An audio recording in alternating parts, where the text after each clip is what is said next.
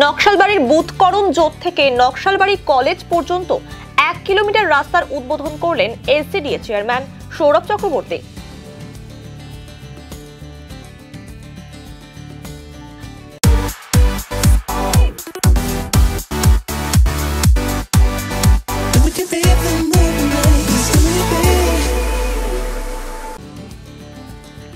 এসসিডিএর উদ্যোগে 1,32,00,000 টাকা ব্যয় এই রাস্তা তৈরি করা হয়েছে।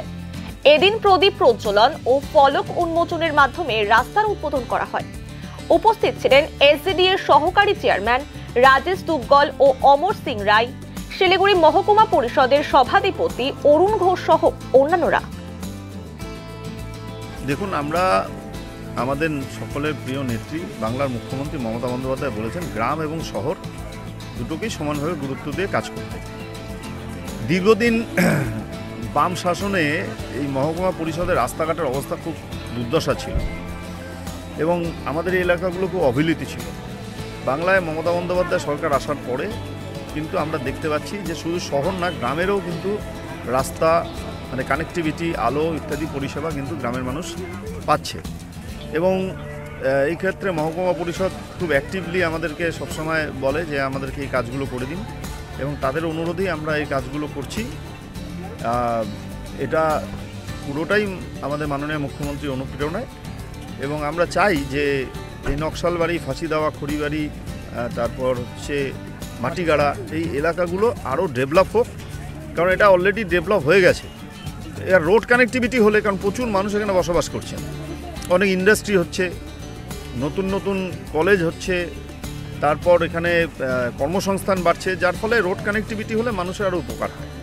সেই রাস্তাগুলোকে দিদি ভালো করে বলেছেন আমাদের করে দিতে, আমরা করছি। পাশাপাশি আমরা দেখছি যে বিজেপির জনপ্রতিনিধিরা তারা অনেক কথা বলেন। এই কিছুদিন আগেই বর্ষার সময় বিজেপির সাংসদ বিধায়করা আমাদের বিরুদ্ধে আঙুল তুলেছিল যে কেন ভিআইপি রোড হচ্ছে না, কেন এই রোড হচ্ছে না। আজকে তো সব রাস্তাই আমরা করছি শিলিগুড়িতে, কিন্তু বিজেপি কী করছে, সেন্ট্রাল গভর্নমেন্ট কী করছে? সেন্ট্রাল গভর্নমেন্ট এর প্রতিনিধি রাজু বিস্ত, তিনি এখনও অবধি এই কিছুদিন আগেও কেন্দ্রীয় সরকারের মন্ত্রীকে আনার পরেও ন্যাশনাল হাইওয়ের কাজ কোথায়, বরঞ্চ বহু জায়গায় অসুবিধা হচ্ছে। আপনারা খবর নিন, আমাকে আজকে একটি পত্রিকার দপ্তর থেকে ফোন করে বলা হয়েছে যে সেখানে এমনভাবে ন্যাশনাল হাইওয়ে অথরিটি তারা খুঁটি গাচ্ছে যে দপ্তরটাই থাকবে না, চম্পাশাড়ি বাজারটাই থাকবে না। মানুষকে উচ্ছেদ করে কিন্তু মমতা বন্দ্যোপাধ্যায় কাজ করেন না। কিন্তু বিজেপি গভর্নমেন্ট তারা এমপি এবং এমএলএদের ফান্ড এখনও অবধি রাজু বিস বছরে 8 কোটি টাকা করে পেয়েছেন, 5 বছরে 40 কোটি, 40 পয়সাও খরচা করেছে কোথাও একটা, কোথাও তাদের কোনো জায়গায় আমার ভিত্তিপ্রস্তর দেখছি না। তো বিধায়কও তাই, সাংসদও তাই। বিজেপি গভর্নমেন্ট আমাদের এলাকার জন্য কিছু করেনি। যা করছেন মমতা বন্দ্যোপাধ্যায় করছেন এবং যা করবেন মমতা বন্দ্যোপাধ্যায় করবেন। নিশ্চয়ই মানুষের কাছে এটাই তো আমরা বলবো যে মমতা বন্দ্যোপাধ্যায় যেভাবে উন্নয়ন এবং আমাদের এই গভর্নমেন্ট যেভাবে উন্নয়ন করছে, তো ন্যাচারাল কোর্সে বিগত লোকসভা নির্বাচনে বিজেপিকে এবং বিধানসভায় বিজেপিকে ভোট দেওয়া ভুল ছিল। মানুষ সেই ভুলটাকে কিন্তু বুঝতে পেরেছে এবং তাই এই মহকুমা পরিষদে এবং এসএনসি ইলেকশনে কিন্তু দুহাত তুলে তৃণমূল কংগ্রেসকে আশীর্বাদ করেছে এবং তৃণমূল কংগ্রেস কাজ করছে। দেখুন, প্রচারটা তো মানে রাজনৈতিক ইস্যুর থেকে, উন্নয়নের ইস্যুর থেকে ধর্মীয় ইস্যুতে বেশি। ঠিক আছে, মানুষের জন্য কি করছেন সেটা বলুন।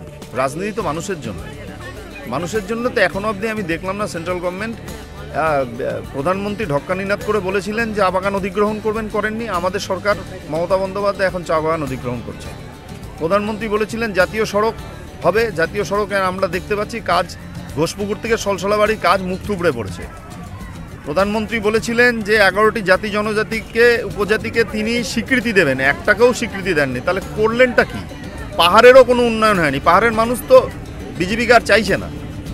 তো সুতরাং আমরা আমাদের কাজটা করছি।